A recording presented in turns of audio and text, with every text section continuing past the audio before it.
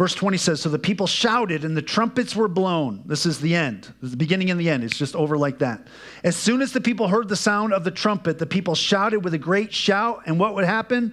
The wall fell flat so that the people went up into the city, every man straight before him, and they captured the city. Can you imagine what their reaction would have been?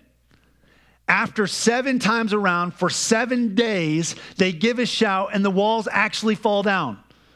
Now, maybe some of them were like, yeah, I knew that was going to happen. But me, if I'm marching around, I'm like, whoa, this actually worked. Are you kidding me?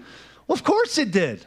That's what God said would happen if they would just be strong and courageous and get back to the basics and listen to what God had told them to do. That's what was going to happen. God said it was going to happen, so it makes sense that if you do what God's telling you to do, you can trust in the promise of what he said would happen if you did what he told you to do. Does that make sense? I mean, this isn't rocket science, of course, but I guarantee they were probably shocked. And I think you would too when the wall fell flat.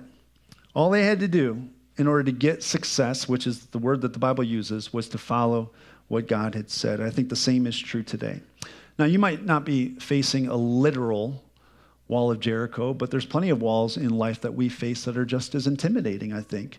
And I'm telling you, though, better yet, God is telling you in his word, if you will keep circling, if you'll keep trusting, if you'll keep circling in faith, if you'll keep circling in prayer, and especially if you'll keep circling in obedience to what his word says, God knows how to take those walls down if you will trust him. There isn't a wall that you're facing, an arena that you'll walk into that might seem overwhelming to you that God cannot conquer when you're obedient to his word. But again, that type of confidence, the confidence that it takes to just walk around, not only get circumcised in front of the army or the enemy, but to walk around a city wall 6 straight days, knowing at any time they could come out and crush you because literally all you were told to do was to walk, to march, and you have an ark, a box in front of you and some trumpets behind you. Like, that type of confidence only comes through obedience.